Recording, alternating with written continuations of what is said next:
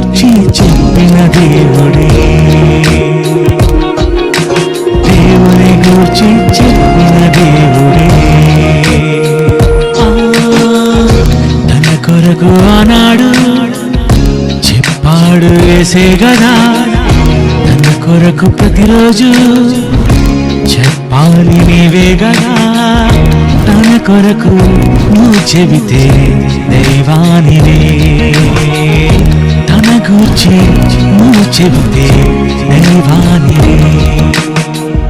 నీ కొరకు చూశాడు ఆ దేవుడే.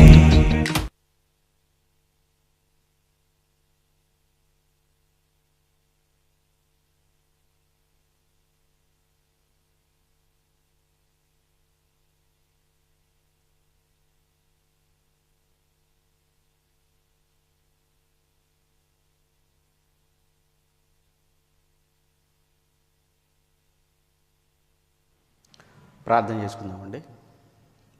మహోన్నతుడ మా కన్న తండ్రి, మీ పరిశుద్ధమైన నామానికి వందనాలు చెల్లిస్తున్నాం. మీ అత్యంత మహాకృపను బట్టి ఈ సమయం వరకు సజీవులంగా ఉన్నాము అన్నది సత్యం. మమ్మల్ని మీరు కాపాడుకోవటంలో, బ్రతికించుకోవటంలో మీకున్న ఆలోచనను, మీ సంకల్పాన్ని మరిచేవారుగా కాక మీ సంకల్పాన్ని నెరవేరుస్తూ మీరు మాకు ఇచ్చిన కాలమంతా నమ్మకమైన వారంగా మీ కొరకు బ్రతికి మీరున్న పరమునకు చేరుటకు ప్రతి నీ కుమారునికి, కుమార్తెకు సహాయం చేయమని ప్రార్థిస్తూ క్రీస్తునామని ప్రార్థన మీకు సమర్పిస్తున్నాము తండ్రి. ఆమెన్. ప్రభునందు ప్రియమైన దేవుని పిల్లలారా, యూదా రాజుల చరిత్రలో చివరివాడు, ఆఖరివాడు సిద్కియా జీవితాన్ని మనం మాట్లాడుకుంటున్నాం. ఈ సిద్కియా చరిత్రలో 3వ భాగంలోనికి మనం ప్రవేశించాం. సాధ్యమైనంత వరకు ఈ 3వ భాగంతో సిద్కియా చరిత్రను ముగించుకునే ప్రయత్నం చేద్దాం. ప్రియులారా, ఇప్పటికీ 2 భాగాలలో చాలా విషయాలను మనం సిద్కియా గురించి నేర్చుకున్నాం, తెలుసుకున్నాం. ఇక గత రాత్రి మనం మాట్లాడుకున్న మాటల్లో చివరి మాటగా యెహోవా యొద్ద లేదా దేవుని యొద్ద విచారణ చేసినటువంటి సిద్కియా ఇర్మియా యొద్దకు కబురు పెట్టాడు. చుట్టూ సైన్యం ముట్టడి వేసింది. ఇక ఈ పరిస్థితుల్లో దేవుడు ఏదైనా అద్భుతం చేయగలడా? సైన్యం ఇక్కడి నుంచి తిరిగి వెనకకు దేవుడు పంపిస్తాడా అనే విషయం పైన ఇర్మియా యొద్దకు వెళ్ళి తెలుసుకోమని చెప్పి తన యొద్ద ఉన్నటువంటి ప్రధానులను పంపాడు. దానికి ఇర్మియా గారు ప్రధానులకు చెప్పిన సంగతి, ప్రజలకు చెప్పిన విషయం, ఆఖరికి సిద్కియాతో కూడా మాట్లాడినటువంటి మాటలను గత రాత్రి మనం ఆలోచించాం. ఏది ఏమైనా బబులోను చేతికి మిమ్మును అప్పగించటం ఖాయం. కనుక 2 మార్గాలు మీ ఎదుట ఉన్నాయి. 2 ఆప్షన్స్ దేవుడు మీకు ఇస్తున్నాడు. ఒకటి లోబడటమా లేదా తిరగబడటమా. ఒకటి జీవ మార్గం అన్నాడు, 2 మరణ మార్గము అన్నాడు. మీరు బ్రతకాలి అని అంటే కల్దీల సైన్యానికి, బబులోనుకు మీరు లోబడాలి. చావాలి అనుకుంటే ఇక మీ ఇష్టం. ఇది చివరగా ఇర్మియా చెప్పిన మాటగా, దేవుని మాటగా రాత్రి మనం మాట్లాడుకున్నాం. ప్రియులారా, మరి ఈరోజు ఇర్మియాను హింసించినటువంటి సిద్కియా ఈరోజు మనం మాట్లాడుకునే విషయాలలో మరొక విషయంగా ఇర్మియాను హింసించిన సిద్కియా అనగా యిర్మీయాను సేవకుడుగా ప్రవక్తగా ఉన్న ఆయన్ను హింసించాడా, బాధ పెట్టాడా? ఒక విషయం గుర్తుంచుకోండి, సేవకుని హింసించటం, సేవకుని బాధ పెట్టడం అది విశ్వాసులకు మంచిది కాదు, అది సమాజానికి మంచిది కాదు, నీ జీవితానికి ఏ విధంగా కూడా అది మంచిది కానే కాదు. ప్రియులరా, ఎలా హింసించటము, హింసించే విషయంలో కూడా చాలా రకాలుగా హింసిస్తుంటారు. మాటలతో హింసించేవారు ఒకరు, చేతలతో హింసించేవారు మరొకరు, అలానే హేళనగా ఎగతాళి చేసి హింసించేవారు ఇంకొకరు. ఏ విధంగా కూడా మీరు ఏ సేవకుని కూడా హింసించే, దూషించే ప్రయత్నం మీరు చేయకండి. ఈ సందర్భంలో ఒక విషయాన్ని జ్ఞాపకం చేస్తాను. చరిత్రలో జరిగింది, ముందటి కాలంలో. ఎలీషా గారు సేవకుడుగా ప్రవక్తగా ఉన్నాడు, మీకు తెలుసు. ఏలియా అగ్నిరథముల చేత ఆరోహణ వెళ్ళిపోయాడు. ఆ తర్వాత ఎలీషా వచ్చాడు ప్రవక్తగా. బేతేలుకు వెళుతున్నాడు ఆయన. ఆ సమయంలో 42 మంది బాలురు అని వ్రాయబడింది. రాజుల 2వ గ్రంథంలో, మేబీ 2వ అధ్యాయంలో అనుకుంటాను. సందర్భాన్ని ఇప్పుడు నేను చూపించాను, దయచేసి మీరు వింటే సరిపోతుంది. అక్కడ ఎలీషా గారిని చూచి 42 మంది బాలురు. బాలురు అనగానే గతంలో మీకు చాలాసార్లు చెప్పాను, బాలురు అనగానే ఏదో చంటిపిల్లలు అని మీరు అనుకోకూడదు అని. ఓకేనా? చిన్నపిల్లలు అని మీరు ఆలోచించాల్సిన పని లేదు.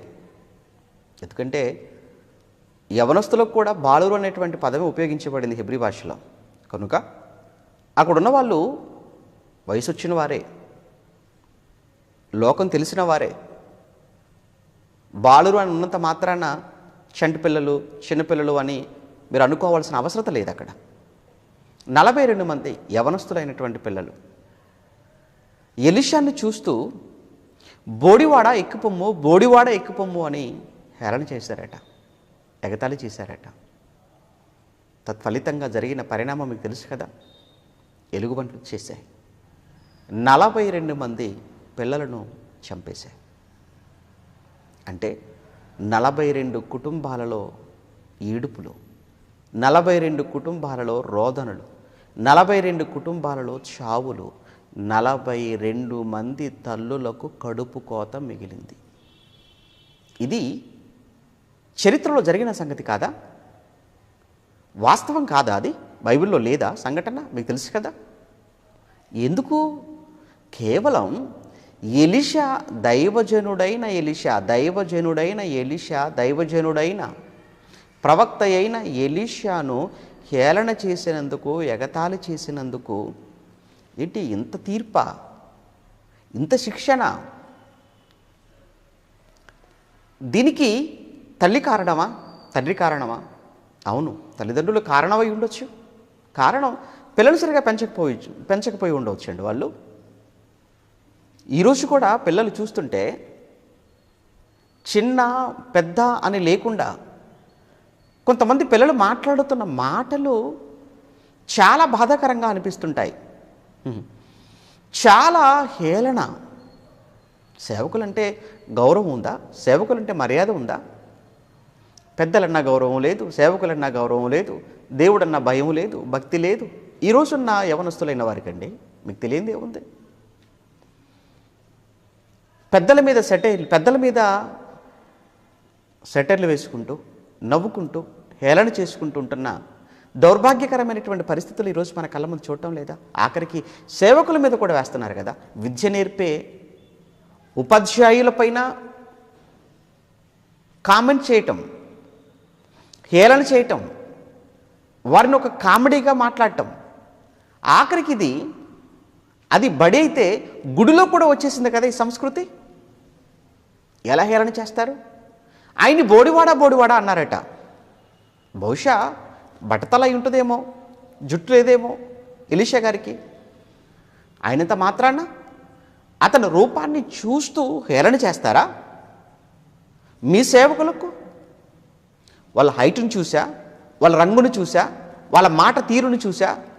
చాలామంది ఒక్కో సేవకుడి యొక్క రూపాన్ని చూసి, రంగును చూసి, అతను మాట్లాడే ఆ భాషను చూసి వాటిని హేళనగా ఎగతాళిగా చేసి నవ్వుకుని ఆనందించే, టైంపాస్ చేసే యవనస్తులైన పిల్లలు ఈరోజు లేరా? ఒకవేళ ఉంటే తల్లులుగా, తండ్రులుగా మీ పిల్లల విషయంలో మీరు అటెన్షన్ అవ్వండి, మీరు జాగ్రత్త పడండి. లేదు అని మీరు అలానే వదిలివేస్తే దేవుడు ఆనాడు ఎలుగుబంట్లకు అప్పగించాడు, క్రూర మృగాలకు. ఈరోజు మీ పిల్లలను మరి దేనికి అప్పగించి బలి చేస్తాడో తెలియదు. అందుకే మీకు కడుపు కోత మిగలకూడదు అని మీరు అనుకుంటే తల్లులుగా, తండ్రులుగా మీ పిల్లలు మాట్లాడుతున్న మాటల విషయంలో కూడా మీరు వెంటనే జాగ్రత్త పడి వారిని మీరు హెచ్చరించకపోతే, గద్దించకపోతే, వారికి మాట్లాడే విధానం, ఆ పద్ధతి మీరు నేర్పించకపోతే భారీ మూల్యాన్ని మీరు చెల్లించుకొనక తప్పదు. దయచేసి పాస్టర్ గారి ఎత్తును చూసి మీరు హేళన చేయకండి. పొట్టివాడు అని, పొట్ట ఉన్నవాడు అని, జుట్టు లేనివాడు అని, ఏమంటే కళ్ళు సరిగా లేవు అని వద్దండి. అలా మాట్లాడకండి. దైవజనుడు కదా ఆయన, సేవకుడు కదా ఆయన.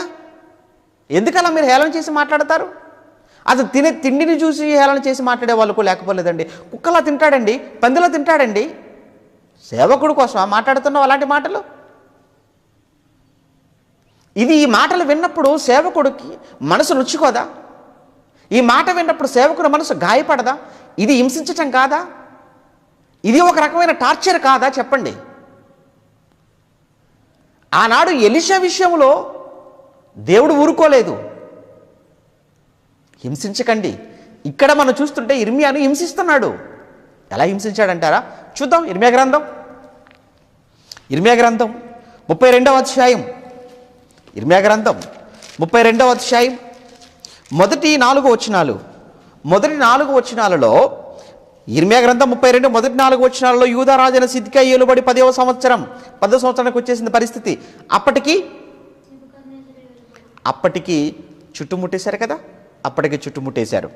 యూదా రాజు అయినటువంటి సిద్కియా ఏలుబడి 10వ సంవత్సరమున, అనగా నెబుకద్నెజరు ఏలుబడి 18వ సంవత్సరం. ఇతని 10వ సంవత్సరం, నెబుకద్నెజరు 18వ సంవత్సరం. ఏలుబడి యందు యెహోవా యొద్ద నుంచి ఇర్మియాకు ప్రత్యక్షమైన వాక్కు. ఆ కాలమున బబులోను రాజు దండు యెరూషలేమునకు ముట్టడి వేయుచుండగా సిద్కియా ఇర్మియాతో చెప్పినది ఏమనగా, యెహోవా ఇలాగు సెలవిచ్చుచున్నాడు అని ఇర్మియాతో కబురు పెట్టాడు. సిద్కియాకు ఇలాగ చెప్పమన్నాడు. ఈ పట్టణమును బబులోను రాజు చేతికి నేను అప్పగించుచున్నాను. అతడు దాన్ని పట్టుకుంటాడు. యూదా రాజైన సిద్కియా కల్దీల చేతిలో నుంచి తప్పించుకొనకుండగా బబులోను రాజు చేతికి నిశ్చయముగా అప్పగింపబడను. సిద్కియా అతనితో ముఖాముఖిగా, సిద్కియా బబులోను రాజుకు ఎదురుపడి ముఖాముఖిగా అతనితో మాట్లాడతాడు. కనులారా అతన్ని చూస్తాడు. అతడు సిద్కియాను బబులోని తీసుకెళ్ళిపోతాడు. నేను అతను దర్శించే వరకు అతడు అక్కడనే ఉండును. ఎవరు? సిద్కియా. చెప్పు అన్నాడు. ఇవే మాటలండి. బబులోను రాజు వస్తాడు, రాజుకు మిమ్మల్ని అప్పగించేస్తాడు. ఈ మాటలు చెప్తూనే ఉన్నాడు పదే. ఇప్పుడు కూడా చెప్పాడు మరలా. ఈ మాటలు విన్న వెంటనే ఏం చేశాడో చూద్దాం. ఏమంటే 5వ వచనం, మీరు కల్దీలతో యుద్ధము చేసిన మీరు జయమునందరు అన్నాడు. మీరు యుద్ధం చేయకండి అనవసరంగా. మీరు యుద్ధం చేసినా కానీ మీరు గెలుపొందరు అన్నాడు ఇర్మియా. అను మాటలు నీవేళ ప్రకటించుచున్నావు? ఈ మాటలు నువ్వు ఎలా చెప్తున్నావు? ఈ దేశంలో ఉండి, ఈ దేశంలో పుట్టి, ఈ దేశ భాగస్వామిగా లేదా ఈ దేశస్థుడుగా ఉన్న నువ్వు ఈ దేశం కోసం ఇలా మాట్లాడొచ్చా? అది సిద్కియా సిద్కియా యొక్క ఆంతర్యం అది. నువ్వు ఈ దేశంలో పుట్టినవాడో కాదా ఇర్మియా? ఈ దేశ పౌరుడో కాదా నువ్వు? ఈ దేశం కోసం మంచిగా మాట్లాడవా? మంచి చేస్తే మంచిగా మాట్లాడతారు. ఆయన ఈ మాటలు ఇర్మియా కాదు కదా, దేవుడు చెప్పమన్న మాటలు కదా అవి. ఇర్మియా ఎలా మాట మారుస్తాడు? చెప్పడానికి వీల్లేదు. అదే చెప్తున్నాడు. నువ్వు ఎలా ఇలా మాట్లాడుతున్నావయ్యా? నువ్వు ఎందుకు ఇలా మాట్లాడుతున్నావు, జయం ఉందని కూడా ఎందుకు మాట్లాడుతున్నావు అను మాటలు నీవేళ ప్రకటించుచున్నావు అని ఇర్మియాతో చెప్పి అతనిని చెరలో వేయించి ఉండెను. కాగా ప్రవక్త అయిన ఇర్మియా యూదా రాజమందిరములోనున్న చెరసాల ప్రాకారములో ఉంచబడి ఉండెను అని రాయబడి. చూసారా ఏంటి, ఈ మాటలు చెప్పినందుకు చెరలో వేయించేశాడు ఆ సిద్కియా? అవునండి, చెరలో పెట్టేశాడు. చెరలో అంటే బాధ పెట్టడం కాదా? జైల్లో పెట్టడం అంటే హింసించటం కాదా? ఎందుకు హింసించావు సిద్కియా అంటే నీకు వ్యతిరేకంగా చెప్పకూడదా? వాస్తవం మాట్లాడకూడదా? అంటే ఎంతసేపు నువ్వు ఏది మాట్లాడినా రైటా, నువ్వు ఏది చేసినా రైట్ అన్నట్టుగా మాట్లాడాలా? ఏమంటే చాలామందికి చూడండి, దేవుడు వారిని ఆశీర్వదిస్తాడు అన్న మాటే చెప్పాలి తప్ప మీరు చేసేది తప్పు, మీరు వెళ్ళే మార్గం సరైనది కాదు, దేవుడు మీరు ఇలా చేస్తే దేవుడు సహించడు, దేవుడు కోపగించుకుంటాడు, దేవుడు మిమ్మల్ని శిక్షిస్తాడు, ఇలాంటి మాటలు ఎవరు చెప్పరు, చెప్పినా క్రైస్తవులకు నచ్చదు. అందుకే అంటాడు కదా మొదటి శతాబ్దంలో తిమోతికి రాసినప్పుడు పౌలు గారు, ప్రజలు దురద చెవులు గలవారై తమ స్వకీయ నాశనము కొరకు వారు తమకు అనుకూలమైన బోధకులను పోగు చేసుకొని దురద చెవులు గలవారై, అంటే వారిని సంతోషపెట్టేటువంటి బోధకులు కావాలి, వారిని అలాంటి వారిని పోగు చేసుకుంటారు, వారిని ఆనంద పెట్టే బోధకులు. కానీ వారిని గద్దించే, వారిని హెచ్చరించే, సరిచేసే బోధకులు వద్దు వారికి.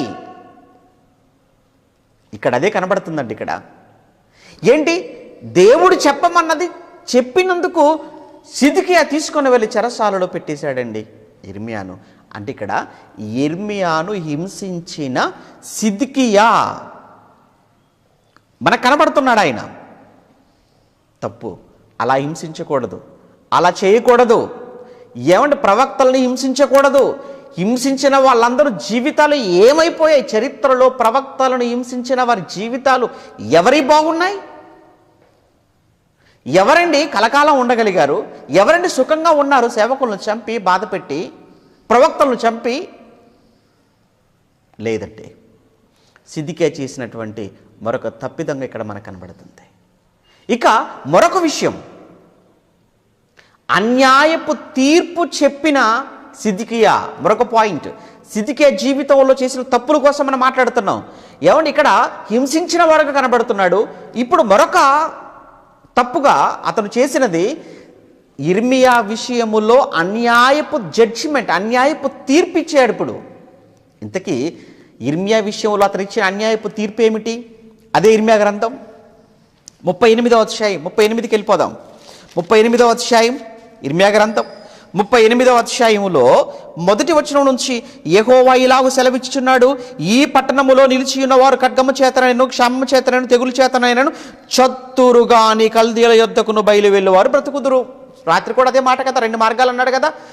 కల్దీలతో వెళ్ళేవారు బ్రతుకుతారు, లేదు ఇక్కడే ఉంటాం అనుకుంటే కత్తి చేతనైనా చావాలి, లేదా కరువు చేతనైనా చావాలి, లేదా తెగులు రోగాల చేతనైనా చేస్తారు. చావటం ఖాయం, చావు కన్ఫామ్. బ్రతకాలనుకుంటే వాళ్ళతో వెళ్ళి బబులోనీలతో వెళ్ళండి, చావాలనుకుంటే ఇక్కడే ఉండిపోండి. ఎక్కడికి వెళ్ళినా అదే మాట అండి, ఎక్కడికి వెళ్ళినా అదే మాట, ఎక్కడికి వెళ్ళినా అదే ప్రసంగం అండి. విషయం ఏంటి చెప్పమంటారా? ఇర్మియా గారి ప్రసంగాలు అంతా కూడా ఒకటే అంశం అండి, ఇదే అంశం. ఇర్మియా గారి టైటిల్ అంతా ఇదేనండి.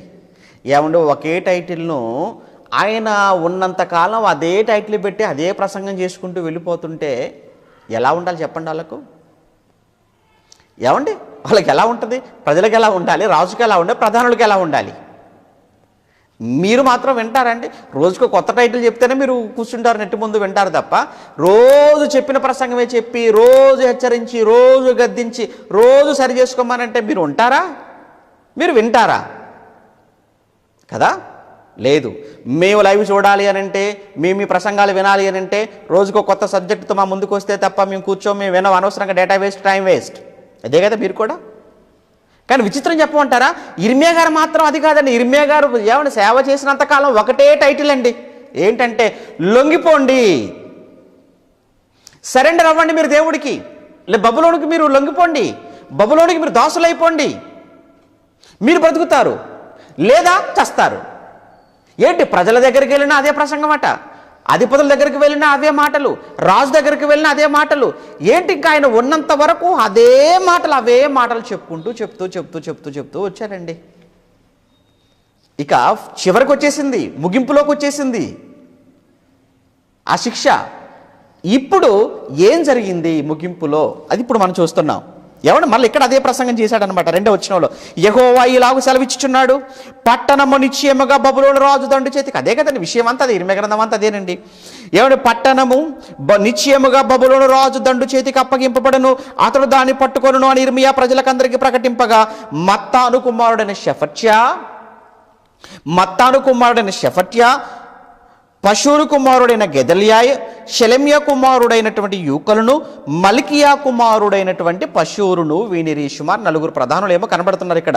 ఏమంటే ఆ ప్రధానులను రాజుతో మనవి చేసినదేమనగా, ఈ 4 ప్రధానులు వెళ్ళి రాజుగారితో చెప్పారనమాట. ఏమని?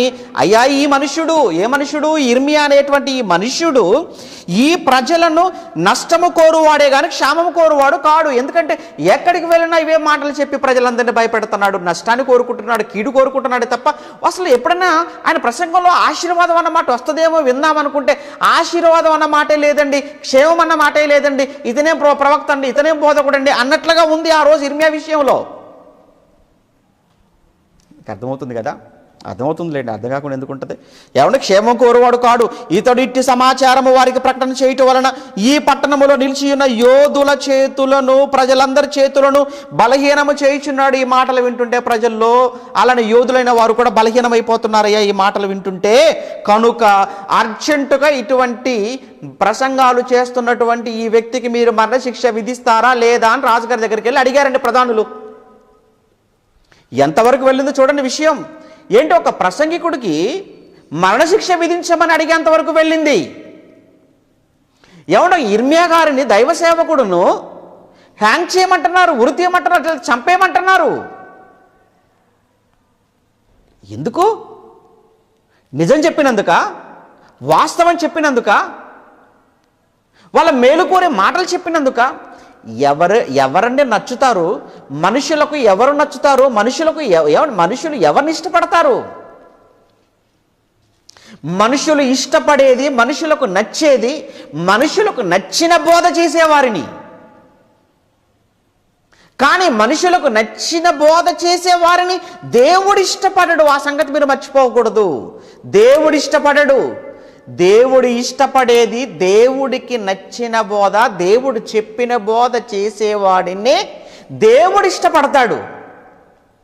అదే క్రొత్త నిబంధనలో పౌలు గారి పత్రికల్లో మనం చాలా మార్లు చదువుకుంటాం. నేను మనుషులను సంతోషపెట్టువాడనైతినా దేవునికి దాసుడును కాకపోవుదును అంటాడు. అంటే నేను మనుషులు సంతోషపెట్టే బోధ చేయలేదు, మనుషులు సంతోషపెట్టేవాడని కాదు. ఒకవేళ మనుషులు సంతోషపెట్టే బోధే చేస్తే నాకెందుకు ఈ శ్రమలు, నాకెందుకు ఈ కష్టాలు? నన్ను ఎందుకు చెరలో పెడతారు? నన్ను ఎందుకు రాళ్లతో కొడతారు? నన్ను ఎందుకు అవమానిస్తారు?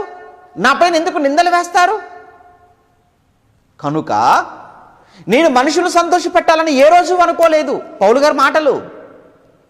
ఇక్కడ కూడా ప్రవక్త అయిన ఇర్మీయాను, దైవజనుడైన ఇర్మీయాను చంపేయమని ప్రధానులే వెళ్ళి అడుగుతున్నారండి రాజుగారి దగ్గర. ప్రధానులే వెళ్ళి అడిగారు ఇంతకు ఏం తప్పు చేశాడు? తప్పేమీ చేయలేదు, తప్పు చేయలేదు, కానీ చంపేయమంటున్నారండి, చంపేయమంటున్నారు. మరి ఈ విషయంలో ఒక రాజుగా ఏం చేయాలి చెప్పండి? ఒక రాజుగా ఇతను ఏం చేయాలి? అతను చేసిన తప్పేంటని అడగాలా? అలానే అతను పిలిపించి విచారించాలా? అతను విచారించింది లేదు, చేసిన తప్పేంటో అడిగింది లేదు. కానీ ఎంత అడ్వాన్స్ అయిపోయాడు సిద్కియా అంటే, అతను మీ వశమున ఉన్నాడు కదా, మీ ఇష్టం, మీరు ఏం చేసుకుంటారో చేసుకోండి. అయ్యా రాజు కదా, రాజు అంటే ఒక న్యాయాధిపతి కదా. ఆ రోజుల్లో రాజే కదండి న్యాయం తీర్చేవాడు. ఒక న్యాయం తీర్చే వ్యక్తిగా, ఒక న్యాయాధిపతిగా, సింహాసనం మీద కూర్చున్న ఒక వ్యక్తిగా నువ్వు ఏమి విచారణ చేయకుండానే, తప్పు తెలుసుకోనకుండానే నువ్వు ఇర్మీయాను వాళ్ళకి అప్పగించటం ఇది న్యాయమా? అందుకే అన్యాయపు తీర్పు తీర్చిన లేదా అన్యాయపు తీర్పు చెప్పిన సిద్కియా అన్నాడు. అన్యాయపు తీర్పు చెప్పిన సిద్కియా ఎవరి విషయంలో? ఇర్మియా. అప్పుడు వెంటనే వాళ్ళు చేసిన పని ఏంటో తెలుసా? ఇర్మియాను బంధించేశారు. ఇక బంధించి ఏమంటే తీసుకెళ్ళి ఎక్కడ పెట్టారో తెలుసా? ఒక గోతిలో, ఒక నీళ్లు లేని బురదతో ఉన్న చీకటి ఆ స్థలంలో అతన్ని దింపేశారండి లోపలికి. మీరు చూస్తారు, ఆ తర్వాత మీరు చూస్తుంటే 6వ వచనం, వారు ఇర్మియాను పట్టుకొని కారాగృహములో, ఆల్రెడీ జైలు అది, అందులో ఆ కారాగృహములోనున్న రాజకుమారుడకు మల్కియా గోతిలోనికి దింపిరి. అందులోనికి ఇర్మియాను త్రాళ్లతో దింపారు ఆయన్ను. అలా దింపినప్పుడు ఆ గోతిలో నీళ్లు లేవు, బురద మాత్రమే ఉండెను. ఆ బురదలో ఇర్మియా దిగబడిపోయాడు. రోడ్డుపై ఉన్నటువంటి బురద కాదది. ఆల్రెడీ చూడండి, ఇక్కడ ఇర్మియాను ఎంత టార్చర్ పెడుతున్నారు చూడండి, ఇర్మియాను ఎంత హింసిస్తున్నారో మీకు అర్థం కావాలి. ఇక్కడ ఆల్రెడీ కారాగారంలో ఉన్నాడు, నెంబర్ 1. 2, ఆ కారాగారంలో ఆల్రెడీ శిక్ష అనుభవిస్తున్న అదే ఏమంటే అందులో మరల ఒక గోతి, ఆ గోతిలోనికి త్రాళ్లతో దింపారు. తీరా చూస్తే ఆ గోతి ఎలా ఉందనంటే అదంతా బురదతో అందులో దిగబడిపోయాడు. జైలులో ఉన్నవాడి పరిస్థితి బాగోదు అనుకుంటే, గోతిలో దిగబడిన ఆయన పరిస్థితి ఇంక ఏం బాగుంటుంది చెప్పండి ఇర్మియాకు? అయ్యా సిద్కియా, ఇదేనా న్యాయం? ఇదేనా నీ జడ్జిమెంట్? తప్పు కదా, సేవకుడు కదా, ఆయన దైవజనుడు కదా, ఇంతగా హింసించాలా? మీరు ఏమనుకుంటున్నారండి? సేవ అంటే మీరు అనుకున్నంత సులువు కాదు. బైబిల్ పట్టి వాక్యం చెప్పటానికి బయలుదేరుతున్నారు అని అంటే, 1, నిందలు భరించడానికి సిద్ధపడాలి, అవమానాలు తట్టుకోగలగాలి, ఆకలి దప్పులకు ఓర్చుకోగలగాలి, దెబ్బలకు, ఆఖరికి చావుకైనా సరే సిద్ధపడితే బైబిల్ పట్టుకుని సమాజంలోనికి రావాలి. ఎందుకంటే సేవ అంటే సన్మానం కాదు కదా, సేవ అంటే అది పూలబాట కాదు కదా, సేవకుని జీవితం అంటే ముళ్ళబాట. చాలాసార్లు చెప్పాను కదా, మీ కళ్ళ ముందు కనిపించినంత అందంగా ఉండదు సేవకుని జీవితం అని. సేవకుడు మీకు అందంగా కనబడవచ్చు, కానీ అతని జీవితం అంత అందంగా ఉండదు. వెనకాల చూస్తే ఎన్నో నిందలు భరిస్తూ ఉంటాడు, ఎన్నో అవమానాలు భరిస్తూ ఉంటాడు, ఎన్నో బాధలు భరిస్తూ ఉంటాడు. ఎంతోమంది మాటలు జ్ఞాపకం వచ్చినప్పుడల్లా మనసంతా విరిగిపోయి కకావికలమైపోయి నెమ్మది లేకుండా ఎవరికి చెప్పుకోలేక కన్నీళ్లను దిగమింగుకుంటూ మీ ముందుకు వచ్చి వాక్యాన్ని చెప్పేవాడు సేవకుడు అని ఎన్ని మార్లు చెప్పలేదు సేవకుడు జీవితం గురించి? నిజమైన సేవకుల జీవితాలు అలానే ఉంటాయండి. ఏదో కారు వేసుకొని వచ్చినంత మాత్రాన బాగుందనుకో, ఏ కష్టాలు లేవు అనుకుంటున్నారా? మంచి ఇంట్లో ఉన్నంత మాత్రాన ఆనందంగా ఉంటాడు మీరు అనుకుంటున్నారా? మంచి ఇల్లు చూసి కారు చూసి ఏముందిలే అని మీరు అనుకోవచ్చు. తప్పు, ఎప్పుడు అలా అనుకోకండి. ఏ సేవకుడి కోసం మీరు అలా అనుకోకూడదు, చాలా తప్పండి. చాలా చాలా ఉంటాయి లోపల, అవన్నీ మీకు తెలియదు కదా. అందుకే సేవకుల కోసం తప్పుగా మాట్లాడకండి, వాళ్ళని బాధ పెట్టకండి, హింసించకండి. ఒక మాట చెప్పమంటారా? లేదని మీకు తెలియదండి, ఆయన అలా అన్నాడండి, ఇలా అన్నాడండి, అలా చేశాడు, ఇలా చేశాడంటారా? ఒక విషయం చెప్పమంటావా? ఒక విషయం చెప్తాను, సందర్భం వచ్చింది కనుక. ఒకవేళ సేవకుడు తప్పు చేస్తున్నాడా, తప్పుగా మాట్లాడుతున్నాడా, సేవకుడుగా తను తప్పు చేస్తున్నాడు, తప్పుగా మాట్లాడుతున్నాడు అని అంటే, ఆ సేవకుడు కోసం బైబిల్లో ఎంత కఠినమైన మాట రాయించాడో తెలుసా దేవుడు? బోధకులు, మీలో అనేకులు బోధకులు కాకుండా జాగ్రత్తగా చూసుకొనుడి. ఎందుకంటే బోధకులమైన మనము మరీ కఠినమైన తీర్పు పొందుతాము అని మీరు జ్ఞాపకం చేసుకోండి అన్నాడు. బోధకులమైన మనము మరీ కఠినమైన తీర్పు. తెలీదా బోధకుడికి ఈ సంగతి? బోధకుడికి తెలియదు ఈ విషయం. తీర్పు, కఠినమైన తీర్పు, మరీ కఠినమైన తీర్పు అన్నాడు. అంటే ప్రతి సేవకుడి కోసం అక్కడ దేవుడు పలికిన మాట, వ్రాయించిన మాట, సేవకుడికి ఇచ్చే శిక్ష అది. నువ్వేం చేయగలవు చెప్పు? మాట ఎందుకు నువ్వు అనాల్సిన అవసరం ఏముంది? నువ్వు అనవలసిన అవసరం ఏముంది? దేవుడు నువ్వు అన్నదానికన్నా 3 రెట్లు దేవుడు శిక్షణ అక్కడ ఏమంటే సిద్ధం చేసి పెట్టాడు కదా సేవకుడికి. నీ చేతిలో నుంచి తప్పించుకోవచ్చేవో కానీ దేవుని చేతిలో నుంచి ఏ సేవకుడు తప్పించుకోలేడు కదా. అనవసరంగా నువ్వెందుకని బాధపడుతున్నావు అతన్ని? మరలా మీకు అర్థమైంది అనుకుంటున్నాను. తప్పుగా ఏమండి మాటలతో, చూపులతో, చేతలతో దయచేసి ఏ సేవకుని కూడా హింసించి బాధ పెట్టేటువంటి ప్రయత్నం చేయకండి. సిద్ధికి అదే చేశాడు. ఆల్రెడీ చెరసాలలో పెట్టాడు. మరలా వాళ్ళు వచ్చేసి ఈ మనుషుడు ఉండకూడదు, చావాలి అన్నారు. తీసుకెళ్ళి మీ ఇష్టం, మీరు ఏం చేస్తారో చేయండి అన్నారు. వాళ్ళు తీసుకొని వెళ్ళి ఇర్మియాను నీళ్లు లేని బురదతో ఉన్న అందులోకి దింపితే దిగబడిపోయాడట ఆ మహానుభావుడు. చీకటి ఎటు చూసినా ఏమండి, ఎవరు లేరు కదా, ఎవరు ఉండరు కదా ఆ గోతిలో. అప్పటికి ఒక విషయం చెప్పాను. అప్పటికి కల్దీల సైన్యం అంతా కూడా చుట్టుముట్టేసింది. మర్చిపోకూడదు, ఆ విషయం మర్చిపోకూడదు. ఇదంతా కూడా లోపల పట్టణం లోపల జరుగుతుంది. సైన్యం చుట్టుముట్టేసింది. అప్పటికి ట్రాన్స్పోర్టేషన్ లోపలికి వెలుపలికి భయం, రాకపోకలన్నీ బంద్ అయిపోయాయి. అప్పటికి కరువు అనేది నెమ్మదిగా ప్రారంభమైపోయింది పట్టణంలో. ఇక బయట ఉన్న వాడికి తిండి దొరకని పరిస్థితి అనుకుంటే, లోపల ఉన్న ఇర్మియాకు ఎవరండి భోజనం పెడతారో, ఎవరండి రొట్టె ముక్కలు ఇస్తారో మీకు అర్థం కావాలి. ఆ సమయంలో, అలాంటి సిచ్యువేషన్లో, అలాంటి పరిస్థితుల్లో దేవుడు ఇర్మియాను చూశాడు. ఇర్మియాను తీసుకురావాలి పైకి అనుకున్నాడు. ఇర్మియాను పైకి తీసుకురావాలి, బయటికి తీసుకురావాలి ఆపదలో నుంచి అనుకున్నాడు. వెంటనే దేవుడు ఇర్మియాను బయటికి రప్పించటానికి దేవుడు వాడుకున్న వ్యక్తి ఎవరో తెలుసా? ఇక్కడ ఈ సందర్భంలో దేవుడు వాడుకున్న వ్యక్తి ఎవరో తెలుసా? ఒక నపుంసకుడు, ఒక షండు అని రాయబడింది అక్కడ మీరు చూస్తుంటే. ఆ షండు ఎవరట? కూషీయుడైన ఎబెద్మెలెకు అని రాయబడిందండి. ఒకసారి చూస్తారా ఆ మాట చూడండి. 8వ వచనంలో, రాజు బెన్యామీను ద్వారమున కూర్చొని ఉండగా, బెన్యామీను ద్వారం అంటే తెలుసు కదండి, యెరూషలేము చుట్టూ ఉన్నటువంటి ప్రాకారం 12 గుమ్మాలు ఉన్నాయి. యెరూషలేము చుట్టూ ఉన్న ప్రాకారాలకు 12 గుమ్మాలు, అందులో ఒక ద్వారం, 12 ద్వారాలు, అందులో ఒక ద్వారం బెన్యామీను ద్వారం. ఆ బెన్యామీను ద్వారము దగ్గర రాజుగారు కూర్చొని ఉన్నారట, సిద్కియా గారు. ఆ సమయంలో కూషీయుడగు ఎబెద్మెలెకు అని షండు అంటే నపుంసకుడు అని అర్థం. షండు అంటే నపుంసకుడు అంటే మీకు తెలుసు కదా. ఈరోజు హిజ్రాలు అంటున్నారు వాళ్ళని. అంటే ఒక షండు, ఆ షండుడే ఎబెద్మెలెకు. ఏమండి, దేవుడు ఒక షండుని వాడుకుంటున్నాడా, ఒక నపుంసకుని వాడుకుంటాడా? దేవుడు వాడుకుంటాడండి. ఎవరినైనా దేవుడు వాడుకుంటాడు. నువ్వు ఆడ, మగ, లేదా నపుంసకుడువా, లేదా హిజ్రావా, ఎవరివైనా నువ్వు ఆయన సృష్టి కదా. ఎవరైనా ఆయన సృష్టిలో భాగం. నీకు, నాకు, మనకు మధ్య తారతమ్యాలు, భేదాలు మనకుంటాయి. కానీ నువ్వు ఎంతో దేవుడి దృష్టిలో, ఆడ మగాను చెప్పుకుంటా నువ్వెంతనో దేవుడి దృష్టిలో షండుగా, నపుంసకుడుగా, హిజ్రాలుగా పిలువబడుతున్న వారు కూడా దేవుడి దృష్టిలో అంతే. ఇక్కడ భేదాలు సమాజంలో, కానీ దేవుడి దృష్టిలో నో భేదం. ఆయన దగ్గర ఏ డిఫరెన్స్ లేదు, నో డిఫరెన్స్. దేవుడి దగ్గర అందరూ ఆయన దృష్టిలో సమానమే. ఆయన అందరినీ వాడుకుంటాడు, దేవుడు వాడుకుంటాడు.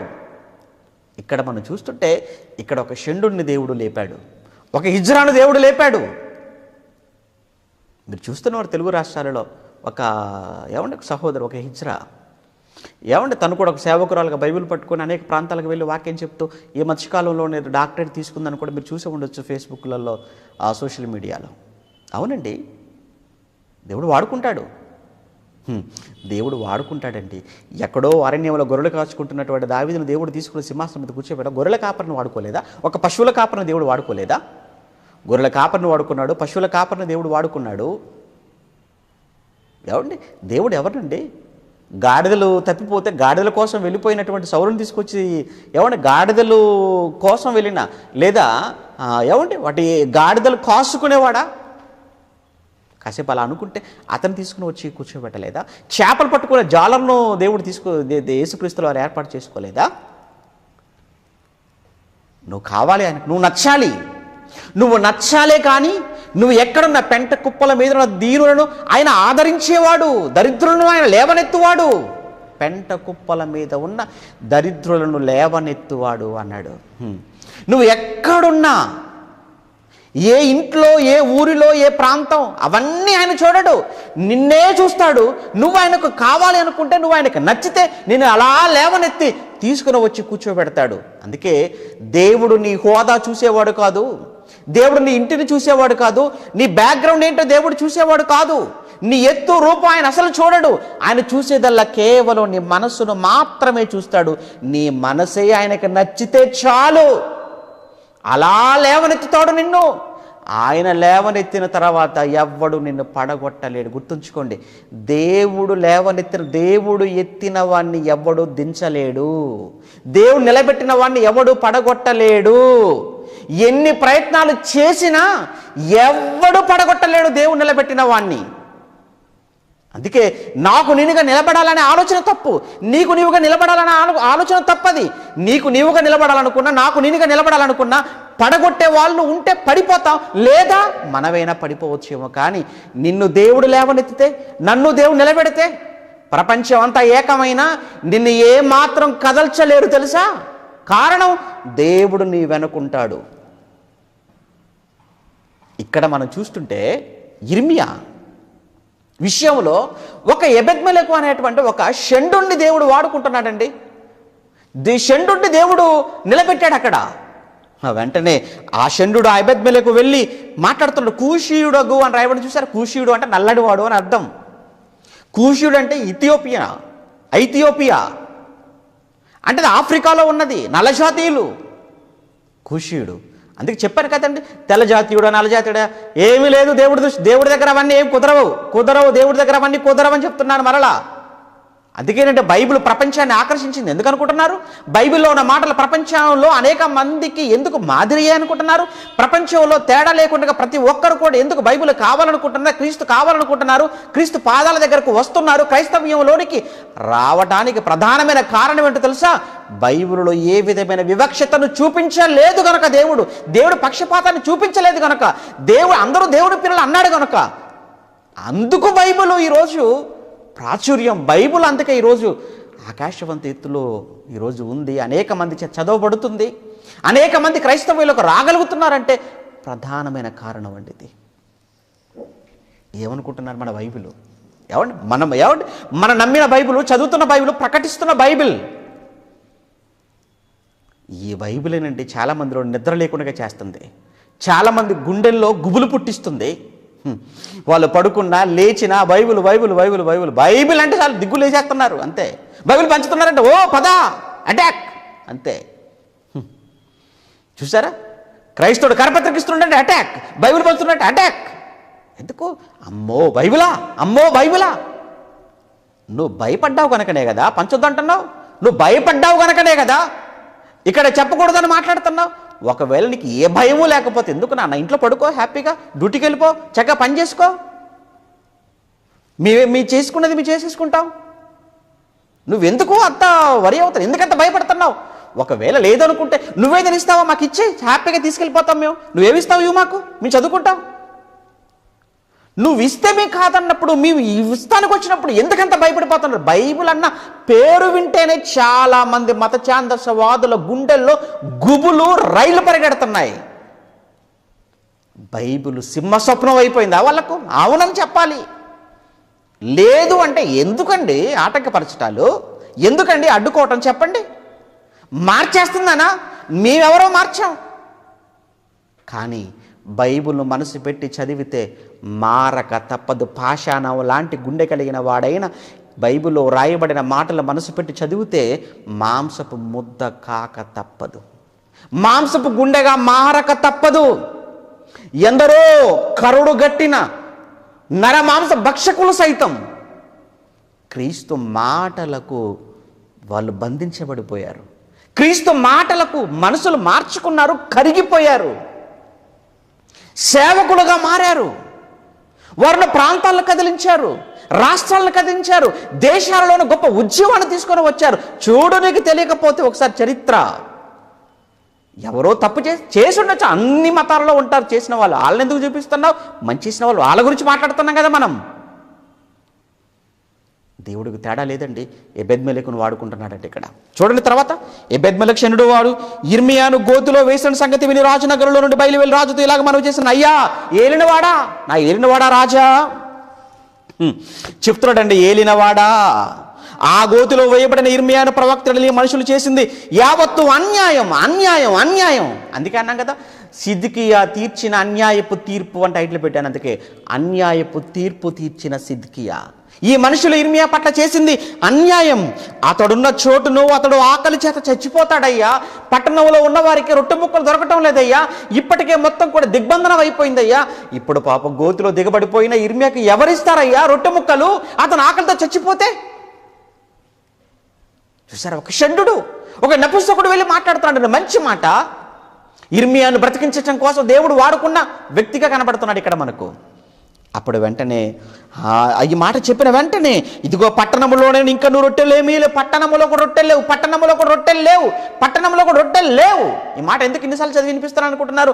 అంటే క్షామం ప్రారంభమైంది, కరువు ప్రారంభమైంది. యెరూషలేములో కరువు ప్రారంభమైపోయింది. పట్టణంలో కూడా ఇక రొట్టెలు లేవు. అందుకు రాజు వెంటనే చెప్తున్నాడు, నీవు ఇక్కడ నుంచి 30 మంది మనుషులు వెంటబడి. 30 మంది మనుషులు ఎందుకు? లోపల నుంచి ఏమంటే కింది అందులో గోతుల నుంచి బయటకు తీయడానికి ఏమో మరలా ఏమైనా అటాక్ చేస్తారేమో.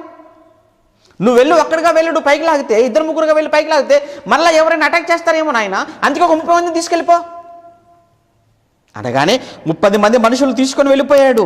వెళ్ళిపోతూ 11 వచ్చిన వాళ్ళు ఎబెద్మెలెకు ఆ మనుషులు వెంట పెట్టుకొని రాజనగరంలో ఖజానా కింది గదిలోనికి వచ్చి అచ్చటి నుంచి పాతవైన చింకి బట్టలు చిరిగి చీరాకులైన గుడ్డపాతలను తీసుకొని పోయి ఆ గోతిలో ఉన్న ఇర్మియాను పట్టుకొనున్నట్లుగా త్రాళ్ళ చేత వాటిని దింపి. ఏమండి, ఇక్కడ ఎంత మంచి మాట అండి. పాత బట్టలట, చింకి బట్టలట, చిరిగి చిరాకులైన గుడ్డపు, అవి కూడా ఉపయోగపడతాయా? అవునండి, ఆ రోజు ఇర్మియాను బ్రతికించడానికి ఇవే ఉపయోగపడ్డాయి, అవే ఉపయోగపడ్డాయి. ఎవరొక విషయం చెప్పమంటారా?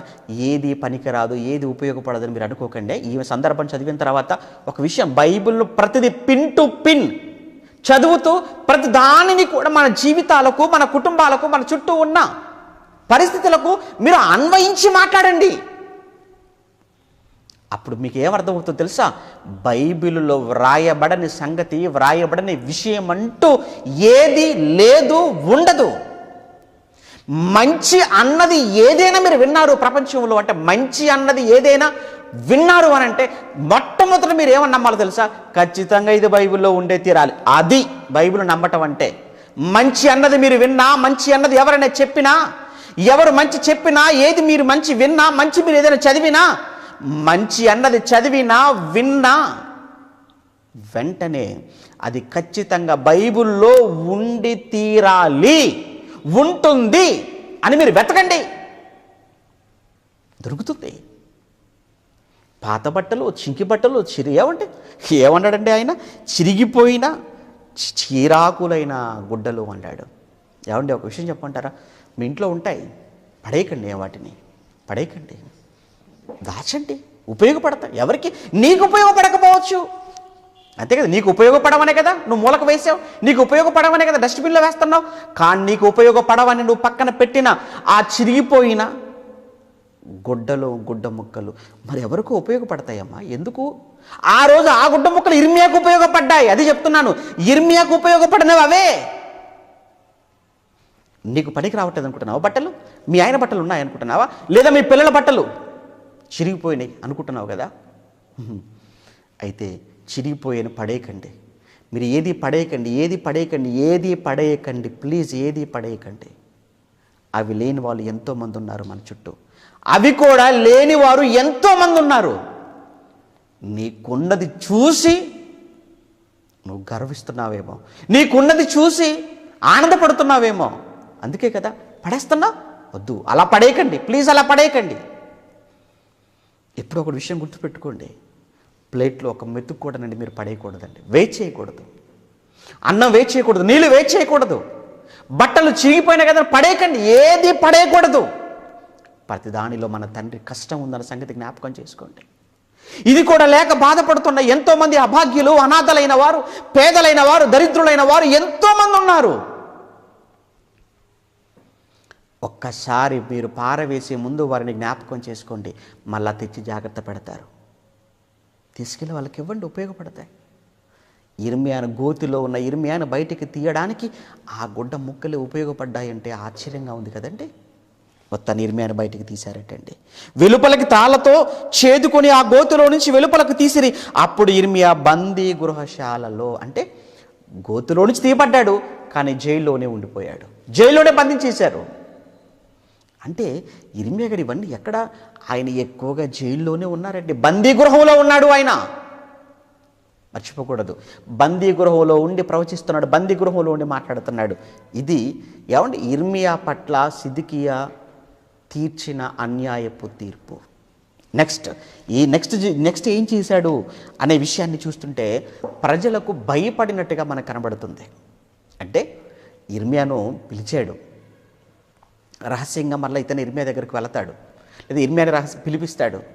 పిలిపించి, ఇదిగో ఇర్మియా ప్లీజ్, నిజంగా జరుగుతుందంటావా, ఇది నిజంగా తప్పక లోబడాలంటావా, లేదా దేవుడు ఇంకా నీకేమైనా చెప్పాడా, చెప్పవా నాకు దయచేసి అని ఇర్మియా దగ్గరికి వెళ్ళి మాట్లాడడం మనం చూస్తుంటాం. ఇర్మియాని పిలిపించి, ఏమండి ఈ సందర్భం ఎక్కడ మనం చూస్తుంటాము అంటే 38, ఏమండి అదే 38:14, అదే 38:14. తర్వాత రాజైన సిద్కియా యెహోవా మందిరములోనున్న 3వ ద్వారములోనికి ప్రవక్త అయిన ఇర్మియాను పిలువనంపించి, మొత్తానికి జైల్లో ఉన్న ఇర్మియాను సీక్రెట్గా రహస్యంగా పిలువనంపించేశాడండి. అలా పిలువనంపించి అతనితో ఇట్లనెను, నేను ఒక మాట నిన్ను అడుగుతున్నాను ఇర్మియా, నిన్నొక మాట నేను అడుగుతున్నాను. అదేంటంటే, నీవు ఏ సంగతి నాకు మరుగు చేయక దాన్ని చెప్పాలి, నువ్వు ఏది దాచిపెట్టకుండా నాకు చెప్పాలి. ఏంటో చెప్పండి అనగానే ఇర్మియా, నేను ఆ సంగతి, అప్పుడు ఇర్మియాకి అర్థమైపోయింది ఆయన ఏమడుగుతాడో నాకు అర్థమైపోయింది. ఎందుకంటే ఈ ముట్టడి గురించే కదా, దీని గురించే కదా అడుగుతాడు, తెలిసిపోయింది ఆయనకు. అప్పుడు ఆయన అంటున్నాడు, ఇదిగో నేను ఆ సంగతి నీకు తెలియచెప్పిన ఏడల్లా నీవు నాకు మరణశిక్ష విధింతువు. అదేనయ్యా, నువ్వు నన్ను ఏమడుగుతావో నాకు తెలుసు, కానీ నేను మాత్రం అది తప్ప ఇంకొకటి చెప్పను. ఇంతకీ ఏంటి? బబులోని చేతికి నువ్వు అప్పగించబడటం ఖాయం. లోబడితే బ్రతుకుతావు, లేదంటే చస్తావు. పట్టణాన్ని ఖచ్చితంగా దేవుడు అప్పగిస్తాడు. ఇదేనయ్యా. అయ్యా ఏదన్నా ఉంటే చెప్పు, ఇంకా ఇది కాక లేదు, ఇంకేమీ లేదు, ఇదే ఇర్మియా గారు, ఇదే, ఇంకేమీ లేదు. ఇది ఇర్మియా గారి మాట.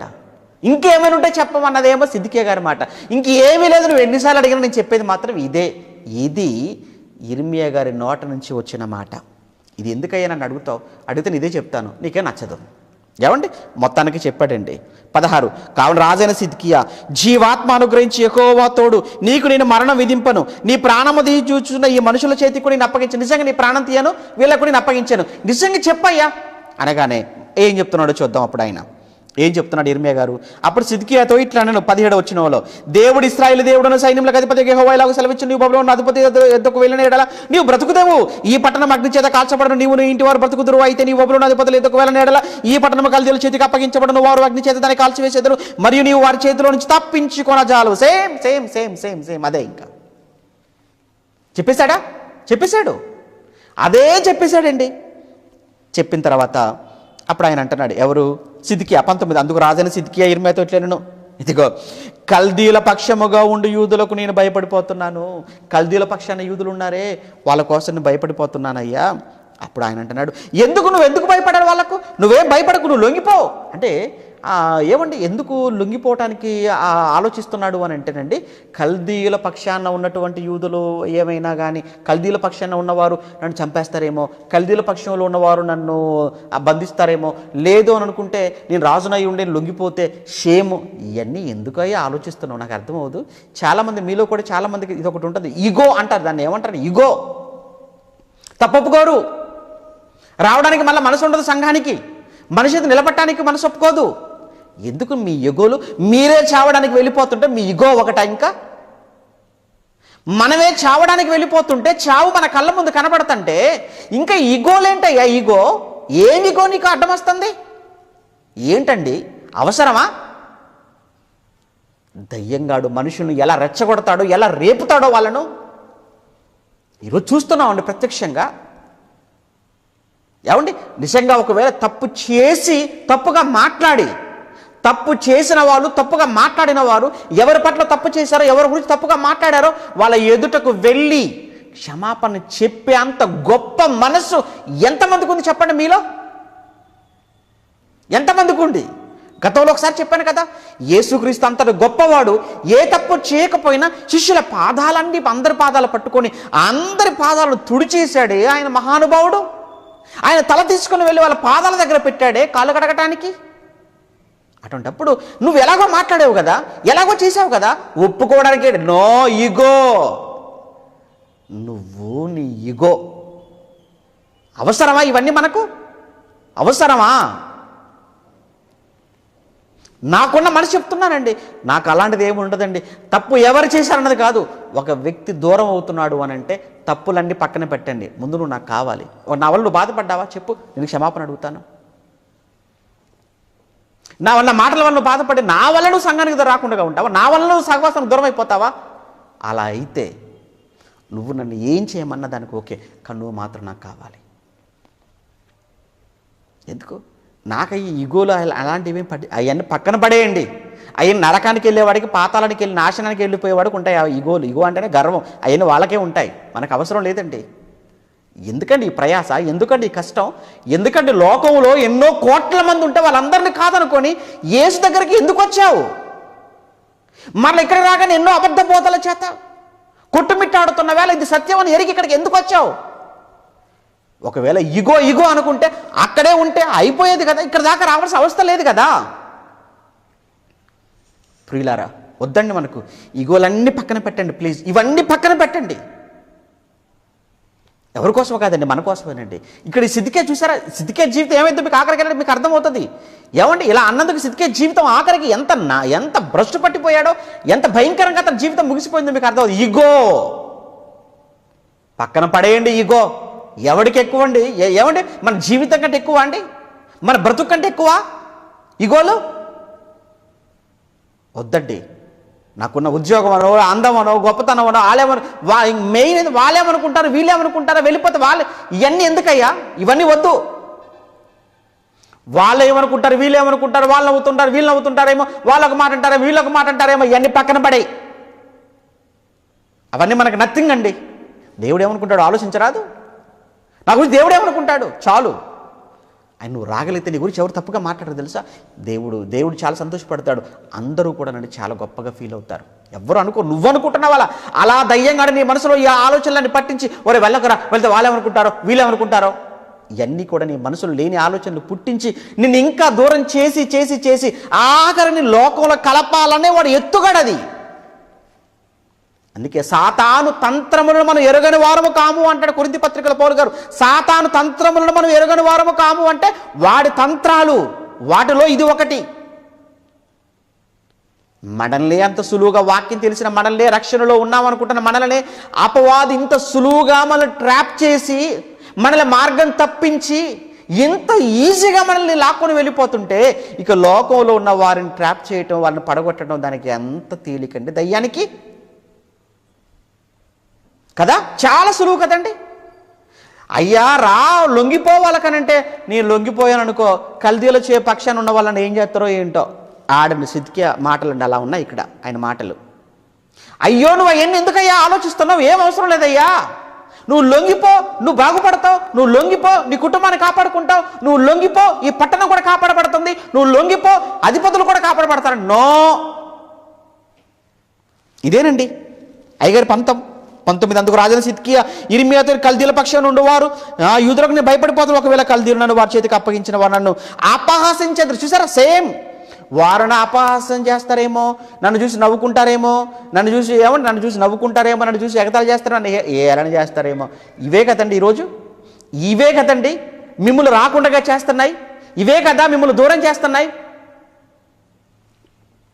మీ అందరికీ నేను నమస్కరించి దండం పెట్టి చెప్తున్నాను, మీరు ఒకవేళ ఎక్కడైనా ఏ సంఘానికైనా మీరు దూరంగా ఉంటే, మళ్ళీ మీరు వెళ్ళిపోతే ఆ సంఘంలో ఉన్నవారు మా గురించి ఏమనుకుంటారో, నవ్వుకుంటారేమో, హేళన చేస్తారేమో, దయచేసి వాళ్ళు ఏమనుకుంటారో అన్న సంగతిని పక్కన పెట్టండి.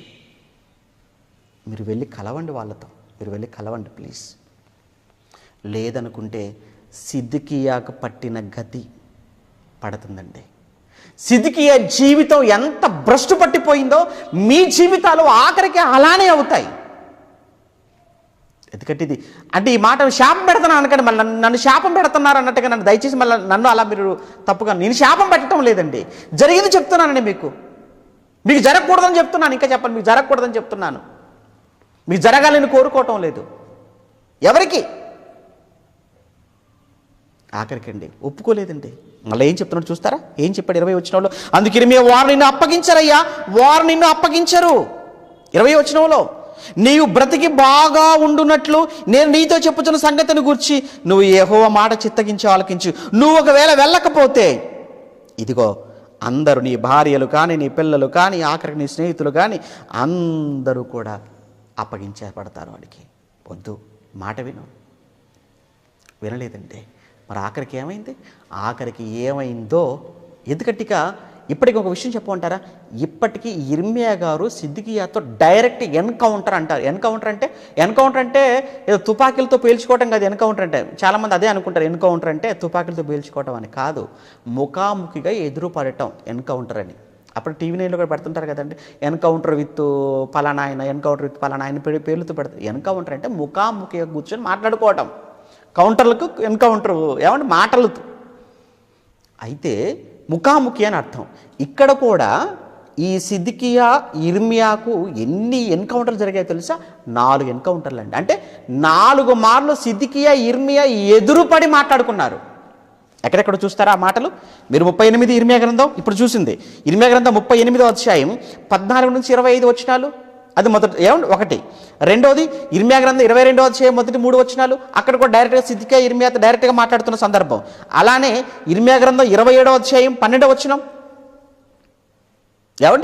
ఇర్మియా గ్రంథం 27:12. అలానే 37వ అధ్యాయం 16-17 వచనాలు. అలానే చివరగా ఇప్పుడు చెప్పుకున్నది 38-14-20. అంటే మొత్తంగా మనం చూస్తుంటే 4 సందర్భాలు కనపడుతున్నాయి కదా, 4 మార్లు కదా. ఒకటి 38వ అధ్యాయం ఇప్పుడు చదువుకున్నాం, 2 22వ అధ్యాయం, 3 27వ అధ్యాయం, ఆ తర్వాత మరొకటి 37వ అధ్యాయం. 4 మార్లు డైరెక్ట్. అంటే ఎందుకంటే 4 మార్లు ఇర్మియాను సిద్కియాతో ఎన్కౌంటర్ చేయించాలి, ఎందుకు 4 మార్లు చెప్పించాలి? దేవుడు ఉద్దేశం ఏంటో తెలుసా? ఒకసారి కాకపోతే 2 సార్లు మారతాడేమో, 2 సార్లు కాకపోతే 3 సార్లు మారతాడేమో, 3 కాకపోతే 4వ సారి వీడు మారతాడేమో. సిద్కియాను మార్చుకోవాలి దేవుని తపన. నిన్ను కూడా దేవుడు మార్చుకోవాలన్న తపనే ఈరోజు నిన్ను కూర్చోబెట్టిందన్న సంగతి నీకు తెలుసా? లేదంటే ప్రపంచవ్యాప్తంగా 10 లక్షల మందికి పైగా చచ్చిపోయారని చెప్పారు కదా కరోనా వ్యాధితో. 10 లక్షల మందిగా చచ్చిపోయారండి, కోట్ల మంది వ్యాధిగ్రస్తులు అయ్యారండి. చచ్చిన 10 లక్షల మందిలో నువ్వు ఒకడుగా లేకుండా ఇప్పటికీ నువ్వు ఉన్నావు, వాక్యం ముందు కూర్చున్నావు, నువ్వు వింటున్నావంటే ఏంటి రీజన్? ఏమనుకుంటున్నావు? నువ్వు వేసుకున్న మాస్క్ వాళ్ళనుకుంటున్నావా, శానిటైజర్ వాళ్ళనుకుంటున్నావా, లేదా మందుల వాళ్ళనుకుంటున్నావా? అలా అనుకుంటే నీ అజ్ఞానం, అది నీ మూర్ఖత్వం కాదు. దేవుడు నీకు ఇచ్చే ఛాన్స్ ఇది. ఒకవేళ ఇదే చివరిదైతే, ఇదే ఆఖరిదైతే నీ పరిస్థితి ఏంటి? అందుకే ప్రియులారా, మనమైతే ఒకసారి చెప్తామండి, 2 సార్లు చెప్తామండి. ఎందుకంటే వాడు చెప్పడం వదిలేయండి అంటావు. నువ్వైతే ఒకసారి చెప్పి వదిలేస్తావు, 2 సార్లు చెప్పి వదిలేస్తావు, మా అయితే 3 సార్లు చెప్పి వదిలేస్తావు. కానీ దేవుడు ఎంత ప్రేమమయుడండి, దేవుడు ఎంత ప్రేమ అండి ఆయనకు. 4 మార్లు ఇర్మియాను డైరెక్ట్గా సిద్కియాతో నిలవబెట్టి చెప్పించాడు. అంటే మారతాడేమో సిద్కియా. ప్రియులారా, నేను ఇంతగా అరిచి చెప్తున్నాను, ప్రయాసపడి చెప్తున్నాను. కారణం మీలో చాలా చాలా చాలా మార్చుకోవలసినవి చాలా ఉన్నాయి. మీకు తెలుసు, చాలామంది చాలా సంతోషం అనిపిస్తుంది, అన్నయ్య మీ ప్రసంగాలు విని ఇదిగో ఒక అత్తగా నేను ఎలా ఉండాలి, కోడలుగా నేను ఎలా ఉండాలి నేర్చుకున్నాను అన్నయ్య, సరి చేసుకుంటున్నానని నాకు వ్యక్తిగతంగా ఫోన్ చేసిన వాళ్ళు ఉన్నారు. కామెంట్ అక్కడే మీరు చూస్తుంటే ఆ మెసేజ్ దగ్గరే మీరు కింద కామెంట్ సెక్షన్లో కామెంట్ పెట్టిన వాళ్ళు ఉన్నారు. పర్సనల్గా నాకు వాట్సాప్లో మెసేజ్ చేసిన వాళ్ళు ఉన్నారు. హ్యాపీ. అలా కొన్ని ప్రసంగాలు విని అన్నయ్య ఇగో నేను ఇది మానేసుకుంటున్నానన్నా, నా జీవితంలో చాలా మార్పు వచ్చేసిందన్నా అని మీకు తెలుసు కదా. మీరు ఎంతమంది నాకు ఫోన్ చేశారో, మెసేజ్లు పెట్టారో మీకు తెలుసు. ఇంకా ఇంకా ఇంకా ఇంకా రావాలి, మార్పు రావాలి. మన మార్పు కోసం ఇవన్నీ జరిగాయండి. దేవుడు తను ప్రేమించి వారి కొరకు ఏవి సిద్ధపరిచేనో అవన్నీ మన కన్నులకు కనిపించలేదు, మన హృదయంలోకి గోచరముగా ఉన్నాయి. నిజంగా చూస్తుంటే ఎందుకో అనుకున్నాం, కానీ ఈరోజు ఈ మాటలన్నీ మనం వినాలి, నేర్చుకోవాలి, మనం మార్చబడాలి. అందుకే దేవుడు నిన్ను కూర్చోబెట్టాడేమో ఈరోజు వరకు. మారు, లేదు. సిద్కియా ఇన్నిసార్లు చెప్పినా వినలేదు. అప్పుడు వెంటనే సామెతలు 29:1 జ్ఞాపకం చేసుకోండి. సామెతలు 29:1 ఎన్నిసార్లు గద్దించినను లోబడని వాడు, ఎన్నిసార్లు గద్దించినను లోబడని వాడు మరి తిరుగు లేకుండా హఠాత్తుగా నాశనమగును. సిద్కియా జీవితంలో నెరవేరబోతుంది. ఇప్పుడు ఎన్నిసార్లు గద్దించాడు దేవుడు సిద్కియాను, యిర్మీయాను పంపించి. ఎంత కఠినం అండి, ఎంత ఘోరం అయిపోయింది తెలుసా? రైట్, ఇక శిక్ష అమలైపోతుంది. సిద్కియాను శిక్షించిన దేవుడు. నెక్స్ట్ హెడ్డింగ్ ఏమండి? శిక్ష. సిద్కియాను శిక్షిస్తున్న దేవుడు. ఎలా శిక్షించాడు చూద్దామా? వెళ్దాం ఒకసారి మనం. ఏమండి? రాజుల గ్రంథం, అక్కడే కదా మన చరిత్ర అంతా వెళ్ళది. రాజుల గ్రంథంలో కావచ్చు, దినవృత్తాంతుల గ్రంథంలో కావచ్చు, ఒకసారి రాజుల 2వ గ్రంథం. ఏమండి? ఈ రోజుకు ముగించాలి అని నేను అనుకుంటున్నాను కనుక కాస్త వేగంగా చెప్తున్నాను. సమయం అయిపోతుంది నాకు, నేను మరి బయలుదేరాలి. కనుక తొందరగా ముగించే ప్రయత్నం చేస్తాను. 25 రాజుల 2వ గ్రంథం 25వ అధ్యాయంలో ఏమండి? అతని ఏలుబడిలో 9వ సంవత్సరం ప్రారంభంలో మొదటి 7 వచనాలు చూడండి. అక్కడ మొదటి 7 వచనాలు సిద్కియా విషయంలో దేవుని శిక్ష. సిద్కియా విషయంలో దేవుని శిక్ష. ఏమండి? 25వ అధ్యాయం మొదటి 7 వచనాలు మీరు చూస్తుంటే, అతని ఏలుబడిలో 9వ సంవత్సరం 10వ మాసం 10వ దినమున బబులోను రాజు నెబుకద్నెజరు అతని సైన్యమంతా యెరూషలేము మీదకి వచ్చి దానికి ఎదురుగా దిగి దాని చుట్టూను ముట్టడి దిబ్బలు కట్టిరి. ఎప్పుడు? ఎన్నో సంవత్సరం? 9వ సంవత్సరము 10వ మాసమున అన్నాడు. ఈ ప్రకారము రాజైన సిద్కియా ఏలుబడి 11వ సంవత్సరము వరకు, 9వ సంవత్సరము 10వ నెల మొదలుకుంటే 11వ సంవత్సరం వరకు. బాగా వినండి. 9వ సంవత్సరము 10వ నెల మొదలుకుంటే 11వ సంవత్సరం వరకు. అంటే మొత్తంగా ఎన్ని నెలలు? ఏమన్నా లెక్కలు ఏమన్నా మీకు అర్థమవుతున్నాయా? 9వ సంవత్సరము 10వ నెల అంటే ఇంకా 2 నెలలు అయితే సంవత్సరం అయిపోద్ది. ఓకేనా? ఇది ఒక 2 నెలలు. 11వ సంవత్సరం అనుకుంటే 10 నుంచి 11 వరకు మొత్తం కంప్లీట్గా 12 నెలలు. ఈ 12 ప్లస్ అవతల ఒక 2, మొత్తంగా ఎన్ని నెలలు అనమాట? అయితే 14 నెలలు, 14 months.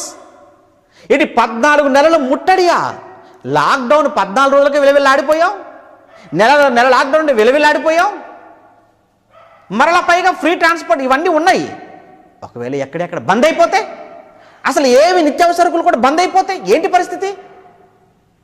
కానీ ఇక్కడ చూస్తుంటే ముట్టడి ఎంత భయంకరమైన ప్రమాదం ఏర్పడిందంటే, మీరు ఒకసారి అదే అధ్యాయంలో మీరు చూస్తుంటే 4వ నెల 9వ దినమున ఏమండి? అప్పుడు యెరూషలేము పట్టణ పరిస్థితి ఎలా ఉందో మీకు తెలియాలి కదా. 4వ నెల 9వ దినమందు పట్టణములో క్షామం అప్పటికే ఉంది. బాగా వినండి, క్షామం అప్పటికే ఉంది. ఎప్పుడు? యిర్మీయాను గోతిలో దింపినప్పటికే అప్పుడు ఎబెద్మెలెకు వచ్చి ఏమంటాడు రాజుతో? అయ్యా, పట్టణములో కూడా రొట్టెలు లేవు, పట్టణంలో రొట్టె లేవని చెప్పాడు. యిర్మీయా గారి బావిలో దింపినప్పుడు ఎబెద్మెలెకు షండు నపుంసకుడు చెప్పినప్పుడు అప్పటికే పట్టణములో రొట్టెలు కరువైపోయాయి. అయితే క్షామం స్టార్ట్ అయిపోయిందా? కరువు ప్రారంభమైందా? ఇప్పుడు చూడండి, ఇక ఈ 11వ సంవత్సరం వచ్చేటప్పటికి, ముగింపులోనికి వచ్చేటప్పటికి పరిస్థితి ఇంకా ఎంత భయంకరంగా ఉందో చెప్తున్నాడు ఆయన. క్షామము ఘోరమాయను అనుందా, అఘోరమాయను అనుందా? చెప్పండి అక్కడ. క్షామము అఘోరమాయను అంటే ఘోరం అంటేనే, క్షామము ఘోరం అంటేనే చాలా తీవ్రం, సివియర్. అఘోరము అంటే అబ్బో, ఇక పాటల్లో చెప్పలేమండి. ఎంత అఘోరము తెలుసా? ఎంత భయంకరమైన పరిస్థితి తెలుసా? విలాపవాక్యం రాత్రి చదువుకున్న ఒక మాట మళ్ళీ వచ్చేద్దాం, ఎందుకంటే ఇప్పుడు ఈ మాట వచ్చింది కనుక ఒకసారి అక్కడికి వెళ్ళొద్దాం. యిర్మీయా గ్రంథం ఆనుకొని ఉన్నది విలాపవాక్యములండి. యిర్మీయా గ్రంథాన్ని ఆనుకొని ఉన్నదే విలాపవాక్యములు. అది కూడా యిర్మీయా గారే రాశారు కదా, విలపిస్తూ చూస్తున్నాడు. పట్టణ పరిస్థితులు అన్నీ కూడా గమనిస్తున్నాడండి ఆయన. ప్రత్యక్షంగా చూస్తూ మాట్లాడుతున్న మాటలండి. 4వ అధ్యాయం విలాపవాక్యములు. 4 దప్పి చేత చంటిపిల్ల నాలుక వాని అంగిటికి అంటుకొనును. చంటిపిల్ల నాలుక, దాహం నీళ్లు అంటూ అంగిటికి అంగిటికి అంటుకున్నట్టుగా చూస్తున్నాం. పసిపిల్లలు అన్నం అడుగుదురు. పసిపిల్లలు అన్నం ఆకలి అమ్మా అని కడుపు మీద చెయ్యి వేసుకొని కడుపుపై తిప్పుకుంటూ కింద పడిపోయి విలవిల్లాడిపోతూ ఏం చేయగలదు చెప్పండి? తండ్రి ఏం చేయగలడు చెప్పండి? ఎక్కడ తీసుకుని వచ్చి పెట్టగలడు చెప్పండి? అంతే మాత్రమేనా? లేదండి, మీరు కిందికి వెళ్ళిపోతుంటే 8 ఆకలికి అలమటిస్తూ అట్టివారు ఆకారము బొగ్గు కంటే నలుపు, వీధులలో చూచువారు వారిని గుర్తుపట్టకుండా ఉన్నారు. చర్మము ఎముకలు అంటుకొని పోయింది, ఎండి కర్ర వంటిది అయిపోయింది. క్షామహతులు భూఫలములు లేక పొడవబడి క్షీణించిపోయేదురు. 10 వాత్సల్యము గల స్త్రీల చేతులు తాము కనిన పిల్లలు వండుకున్నాయి. పిల్లలు వండుకొని తినే పరిస్థితి ఎందుకు? 13 దానిలో నీతిమంతుల రక్తము ఓడ్చిన దాని ప్రవక్తల పాపముల బట్టి. ఏమనుకుంటున్నారు? ఎందుకు? దానిలో నీతిమంతుల రక్తమును ఓడ్చారు. అక్కడ ఎంతమంది నీతిమంతుల రక్తం ఈ నేలలో ఇంకిపోలేదు? ఎంతమంది దైవజనుల ప్రవక్తల పాపములు, దాని యాజకుల దోషమును బట్టి అన్నాడు. అంటే అబద్ధ ప్రవక్తలు, అలానే అక్కడున్నటువంటి యాజకులు తప్పు చేసి అబద్ధ ప్రవక్తలు ప్రజలను ఏం చేశారు? దారి మళ్లించేశారు. ఇర్మియా గారి కాలం కదండి అది. అబద్ధ ప్రవక్తలు ఇర్మియా గారే చెప్తున్నారు, లేదు లేదు లేదు అంటే ఆయన అంతే చెప్తాడులే, ఏమవుదు ఏమి రాదు. ఆ అబద్ధ ప్రవక్తలు చెప్పిన మాట, మనకు శ్రమలు లేవు, కష్టాలు లేవు, దేవుడు మనలో అలా ఇలా ఆశీర్వదిస్తాడు అని చెప్తున్న మాటలు మీరు వింటున్నారండి. సేమ్ ఆ రోజు అబద్ధ ప్రవక్తలు కూడా అలా చెప్పారట. సిద్కియా వాళ్ళ మాట విన్నారు, ప్రజలు వాళ్ళ మాట విన్నారు. అలా విన్నందుకు పట్టిన గతి అన్నమాట అది. అలానే అమాయకు నిరపరాధులు చంపేశారు కదా. ఏమన్నా ఊరియా ఎవరు? ఇర్మియాతో పాటు ఉన్న ప్రవక్త అండి. ఐగుప్తుకు పారిపోయాడు కదండి యెహోయాకీము కాలంలో. ఆ ఐగుప్తుకు పారిపోయినటువంటి ఆ ఊరియను మరలా రప్పించి చంపించేశాడు కదండి యెహోయాకీము. ఎందుకు? దేశం గురించి తప్పుగా మాట్లాడతావా ఏంటి? బబులోనీలకు చేతికి అప్పగిస్తారని చెప్తావా? మాకు దేశానికి వ్యతిరేకంగా మాట్లాడతావా అని చంపేశారు కదండి నిజం చెప్పినందుకు. అది నిరపరాధుల రక్తం కాదా? అబద్ధ ప్రవక్తల మాటలు విని, యాజకుల తప్పుడు మాటలు విని చంపేశారండి. దానికి అనుభవిస్తున్నారు, శిక్ష అనుభవిస్తున్నారు. ఏమంటే 16వ వచనం, యెహోవా సన్నిధిని వారు చెదరగొట్టిన ఆయనకి మిత్రుడు వారు లక్ష్య పెట్టాడు. యాజకుల ఎడల జనులు గౌరవమును చూపకపోయిరి, పెద్దల మీద దయ చూపకపోయిరి. నిజమైన యాజకులుగా, నిస్వార్థ పరులుగా ఉన్న యాజకుల పైన, ప్రవక్తల పైన గౌరవం చూపించలేదు వాళ్ళు. చివరికి వెళ్ళేటప్పటికి ఏమన్నాడు? చివరికి వెళ్ళేటప్పటికి 20వ వచనం చివరి మాట, వారు తవ్విన గుంటలో పట్టబడిన వారే. ఇదంతా అండి ఘోరంగా ఉందండి. క్షామము చాలా అఘోరంగా మారిపోయింది. ఇక అర్థమైపోయింది ఏమీ చేయలేని పరిస్థితి. ఇక ప్రాకారాలు పడగొడుతున్నారు, గుమ్మాలు పడగొడుతున్నారు శత్రువులు. అప్పుడు ఏం జరిగిందట? కల్దీల పట్టణ 4వ వచనం, మళ్ళీ రాజుల 2వ గ్రంథం 25:4, కల్దీల పట్టణ ప్రాకారం పడగొట్టగా సైనికులు రాత్రి యందు రాజు తోట దగ్గరనున్న 2 గోడల మధ్యనున్న ద్వారపు మార్గమున పారిపోతున్నారట. ఎవరు? రాజుతో పాటు ఉన్న వాళ్ళు. అయితే కల్దీల పట్టణము చుట్టూ ఉండగా రాజు మైదానమునకు పో మార్గమున వెళ్ళిపోయాను. కల్దీల సైన్యము రాజును తరిమి అతని సైన్యము అతనికి దూరముగా చెదిరిపోయినందున ఎరుకు పారిపోతున్నాడండి. సిద్కియా పారిపోతున్నాడు, రాజు పారిపోతున్నాడే. ఇప్పుడు హేళన చేయరా? ఇప్పుడు అపహాస్యం చేయరా? ఇప్పుడు గొప్పగా ఉందా అయ్యా ఈ సిద్కియా? చెప్పినప్పుడు వినుంటే, లోబడి ఉంటే నీకు ఈ దుర్గతి, భయంకరమైన పరిస్థితి పట్టేది కాదు కదా. ఇప్పుడు ప్రాణాలు అరచేతుల్లో పెట్టుకొని పారిపోతున్నావు, కానీ పట్టుపడ్డావు. ఎంత అవమానం! పారిపోతున్నాడట. ఎరికో మైదానమందు పట్టుపడ్డాడట. అలా పట్టుబడిన అతన్ని తీసుకుని వెళ్ళి వాళ్ళు ఏం చేశారట? బబులోను రాజునొద్దకు తీసుకుని పోయినప్పుడు రాజు అతనికి శిక్ష విధించెను. సిద్కియాకు ఏ శిక్ష విధించాడు? సిద్కియా చూస్తుండగానే వారు అతని కుమారులను ఖడ్గముతో సిద్కియా చూస్తుండగా సిద్కియా కడుపున పుట్టిన పిల్లలను బబులోను రాజు ఖడ్గముతో చంపుతున్నాడు అనంటే ఎంత ఘోరం అది! ఎంత బాధ! పిండేస్తుంది కదండి, కడుపు పిండేస్తుందండి. ఎందుకు సిద్కియా? నేను మరలా చెప్తున్నాను, నువ్వు ఒక తల్లిగా, ఒక తండ్రిగా నువ్వు ఉన్నావేమో. ఎవరో ఏదో అనుకుంటారని వాళ్ళ కోసం నువ్వు తగ్గించుకోవా? సమాధాన పడవా? ఒకవేళ నువ్వు తగ్గించుకొనక సమాధాన పడకుండా నువ్వు ఉంటే నువ్వు ఒకరోజు అప్పగించబడతావు. నీ ముందే నీ కడుపున పుట్టిన పిల్లలు. ఎందుకంటే మనం చేసిన ఊరకనే పోవు, మన పిల్లలు కూడా శాసిస్తుంటాయి అవి. సిద్కియా చేసిన తప్పిదానికి సిద్కియా లోబడకపోవటం, సిద్కియా విధేయుడు కాకపోవటం పిల్లలను తన కళ్ళ ముందే చంపుతుంటే సిద్కియా ప్రాణం విలవిల్లాడిపోయి ఉంటుంది కదా. అలాని దేవుడు వెంటనే చంపుతున్నాడండి. మార్చుకోవడానికి ఎన్ని ప్రయత్నాలు చేశాడు చెప్పండి. ఇందులో దేవుడు తప్పేమైనా ఉందంటారా మీరు చెప్పండి? దేవుడు ఇందులో ఏమైనా దోషిగా కనబడుతున్నాడా మీకు? లేదు. దేవుడు ఎప్పుడు ఎవరికి అన్యాయం చేయడు. దేవుడు ఎప్పుడు ఎవరికి అన్యాయం చేయడు. సిద్కియాను చంపేశారు, అంతటితో అయిపోయిందా? నెక్స్ట్ నువ్వు చూడాలి, నీ పిల్లలు చంపబడటం చూపించాడు. నెక్స్ట్ పిల్లలు చంపగానే నెక్స్ట్ చేసిన పని ఏంటి తెలుసా? రాజు వెంటనే ఆ సిద్కియా కండ్లు తీసేయండి రా అన్నాడు. అంతే, 2 కండ్లు ఊడబెరికేశారండి. ఏమండి, 2 కనుగుడ్లను తీసేశారు అని అంటే ఎంత ఘోరం అండి. అంతటితో అయిపోయిందా? బంధించండి ఇత్తడి సంకెళ్ళతో. ఇత్తడి సంకెళ్ళ చేత బంధించబడ్డాడు. కన్న పిల్లలు కడుపు కళ్ళ ముందు చంపబడటం చూపించాడు. 2 కండ్లు తీయించబడ్డాడు. 3 ఇత్తడి సంకెళ్ళ చేత బంధించబడ్డాడు. తీసుకొని వెళ్ళిపోతున్నారు అతన్ని. ఎక్కడికి? బబులోనుకు. ఇది సిద్కియా ముగింపు. అంతటితో అయిపోయిందా? భార్యలను తీసుకెళ్ళిపోతున్నారు, అధిపతులను తీసుకెళ్లారు, ప్రధానులు తీసుకెళ్ళిపోయారు, ప్రజలను తీసుకెళ్ళిపోయారు. ఇటు వీళ్ళందరా? సిద్కియా, నువ్వు లోబడి ఉంటే ఇంత పరిస్థితి ఉండేది కాదు కదా. నీ భార్యలు ఉండేవాళ్ళు కదా ప్రాణాలతో చక్కగా, నీకు కళ్ళు పోయేవి కాదు కదా, నీ పిల్లలు చచ్చిపోయేవాళ్ళు కాదు కదా. అందుకే చెబుతున్నాను, మరలా మీరు ఏదో ఈగో అని, అహంకారం అని, ఏదో అహవడ్డొస్తుందని, ఏదో అపహాసం చేస్తారని ఏదో అనుకొని ఒకవేళ మీ మనసును మీరు కఠినం చేసుకొని ఒకవేళ మీరు సమాధాన పడకపోతే సిద్కియా మీకు నేర్పిస్తున్న ఈ గొప్ప పాఠం మీ జీవితంలో ఇది రిపీట్ అవుతుంది ఖచ్చితంగా. ఎందుకంటే వాక్యం ఇది. మీరు మారాలనే కదండి చెప్పేది. మీకు ఎవరికి ఆ పరిస్థితి రాకూడదని చెప్తున్నాను అంటే మీ మీద ప్రేమ కదా. నచ్చదండి ఇలాంటివి. ఎందుకు నచ్చుతాయి చెప్పండి? ఈ మాటలు వింటుంటే అంతకంత కఠినం చేసుకుంటున్నారా? అంతకంత కఠినపరుచుకుంటున్నారా? వద్దు ప్లీజ్, ఎవ్వరూ కఠినం చేసుకోకండి. మనసును మెత్తగా చేసుకోండి. ఇది సిద్కియా కుటుంబం, పిల్లలు. అది ఆఖరికి తర్వాత అదంతటితో అయిపోలేదండి. సిద్కియా చేసిన తప్పిదానికి నెక్స్ట్ దేనికి శాపం తెలుసా? యెరూషలేం పట్టణం ఇప్పుడు నెక్స్ట్ పట్టణం మీద పడింది. పట్టణాన్ని ఏం చేశారు? ప్రాకారాలను పడగొట్టేశారు. ముందుగా యెరూషలేము చుట్టూ ఉన్నటువంటి గోడల ప్రాకారాలు పడగొట్టేశారు. ఇక సైన్యం అంతా కూడా పట్టణంలోనికి వచ్చేసింది. కనిపించిన వారిని కనిపించినట్టే. మీరు కానీ దినవృత్తాంతంలో 2వ గ్రంథంలో 36వ అధ్యాయం మీరు చూస్తుంటే, యెవనులను కత్తి చేత హతము చేసెను.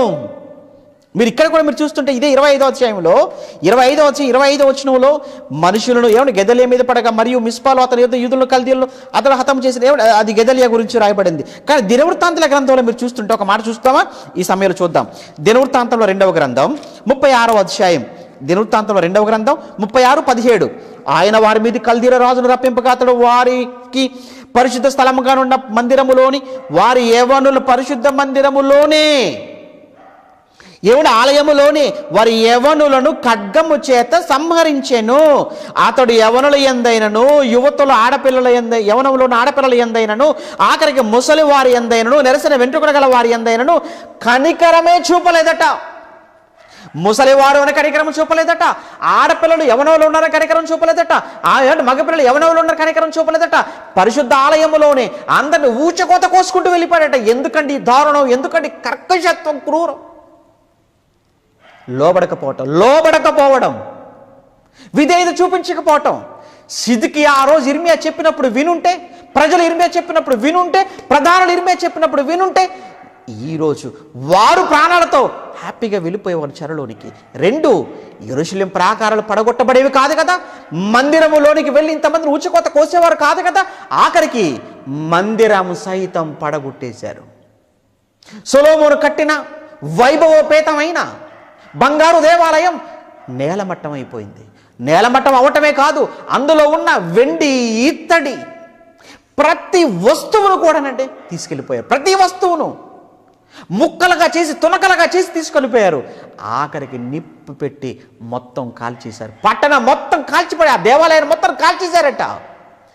కేవలం బీదలైన వారిని మాత్రమే వదిలేశారు. వారిని వదిలేసింది కూడా ఆ భూభాగంలోని వ్యవసాయం చేయటానికి మాత్రమే. ఇంత ఘోరం జరిగిపోయిందా? ఇంత ఘోరం జరిగిపోయింది. 400 సంవత్సరాల చరిత్ర అండి. సుమారు సౌలు మొదలుకుంటే ఇశ్రాయేలు రాజుల కాలం అండి. సౌలు మొదలుకొని సిద్కియా వరకు సుమారు 400 సంవత్సరాల రాజుల చరిత్ర అది, పాలన. ఏం జరిగింది? మందిరం నేలమట్టం కాల్చివేయబడింది. ఇంతటితో యెరూషలేము చరిత్ర చీకటిమయమైపోయిందా? ఇంతటితో దేవాలయపు చరిత్ర ముగిసిపోయిందా? అంతేకాదు, ఆ తర్వాత పరిస్థితి మనం చూస్తుంటే ఏమంటే బబులోనిలో వచ్చేసి ఆ సైన్యం అంతా కూడా ఆ నెబుకద్నెజరు సైన్యం, నెబుకద్నెజరు చక్రవర్తి రాజు అక్కడ ఉన్నటువంటి అతను తీసుకుని వెళ్ళిపోయారు. సిద్కియాను సంఖ్యల చేత గుడ్డివాడైనప్పటికీ జైల్లో పెట్టేశారు బబులోనులో. మరి అప్పటికి ఇక్కడ ఉన్నటువంటి కొద్దిమంది ఉన్నారు కదా, మరి వాళ్ళ సంగతి ఏంటి?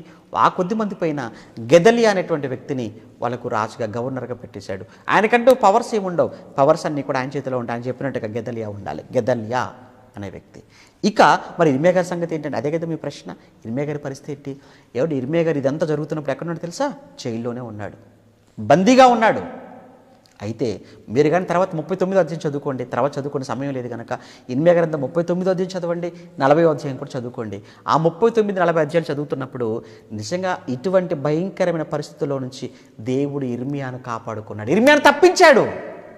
ఇంత ముట్టడిలో ఇర్మియాను తప్పించేశాడండి. నెబుకద్నెజరు పంపినటువంటి ఆయన దగ్గర ఉన్నటువంటి రాజదేహ సంరక్షకుల అధిపతి అని రాయబడింది బైబిల్లో. ఇంతకు ఎవరయ్యా అధిపతి అంటే నెబూజరదాను. ఇక్కడ కూడా మీరు చూస్తుంటారు ఆ నెబూజరదాను అనే పేరు 25వ అధ్యాయం 8వ వచనంలో కూడా మీరు చూస్తుంటారు. నెబూజరదాను, ఆ నెబూజరదానికి చెప్పాడు, ఇదిగో అక్కడ చెరసాలలో ఇర్మియా అనే వ్యక్తి ఉంటాడు, ప్రవక్త. అతను మన గురించి ఎప్పుడు కూడా ప్రవచనం చెప్తూనే ఉన్నాడట, ఆయన మాటలు అనలేదట. ఎప్పుడు మన కోసం చెప్పాడు కనుక అతన్ని చెరసాల నుంచి విడిపించేసేయండి. విడిపించడమే కాదు, అతనికి 3 ఆప్షన్స్ ఇవ్వండి. బాగుంటుందండి, మీరు చివరి చదువుకోండి 39-40 అధ్యాయాలు ఇర్మియా గ్రంథంలో. 3 ఆప్షన్స్ ఇర్మియా ముందు పెట్టాడండి నెబుకద్నెజరు చక్రవర్తి. 3 ఆప్షన్స్ ఇచ్చాడు. మొదటిది ఏంటంటే, ఇర్మియా నువ్వు బబులోనుకు వచ్చేస్తావా మాతో పాటు? నెంబర్ 1 నీ ఇష్టం. 2 లేదు ఇక్కడే ఉంటానంటావా? ఒకవేళ ఇక్కడే ఉంటానంటే నీకు కావాల్సిన పోషణ విషయం అంతా కూడా గెదల్యా అనే వ్యక్తిని ఇక్కడ మేము గవర్నర్గా పెట్టాం కదా, అతనికి అప్పగించేసి అతన్ని చక్కగా చూసుకుంటాడు. 3 నీకు కానుక ఇస్తున్నాము, బహుమానం ఇస్తున్నాము. అంతేకాదు నువ్వు ఎక్కడికి వెళ్ళి ఉంటానన్నా ఉండు, ఏ దేశానికైనా వెళ్ళి ఉంటానంటే నువ్వు హ్యాపీగా ఉండు, నీకు కావాల్సిన మంచి చెడ్డంతా మేము చూసుకుంటాం. అది ఇర్మియాకి ఇచ్చినటువంటి అవకాశం, ఇర్మియాకి ఇచ్చిన ఆపర్చునిటీ. అది దేవుడు వలన ఇర్మియాకు దొరికినటువంటి గొప్ప ఛాన్స్. మీరేమనుకుంటున్నారు సేవకుడు అంటే? చూసారా, సేవకుడు అంటే మీరేమనుకుంటున్నారు? మాట వినని సిద్కియా ఏమైపోయాడు, మాట వినని ప్రధానులు ఏమైపోయారు, మాట వినని ప్రజలు ఏమైపోయారు, ఆఖరికి ఇర్మియా చూడండి ఏమైపోయాడు. ఇది కంప్లీట్గా ఏమండి, ఇది కంప్లీట్గా. అప్పుడు మరి ఇర్మియా గారు ఏం ఒప్పుకున్నారు చెప్పాలి కదా. కూడా ఇర్మియా గారు ఏం ఒప్పుకున్నారు?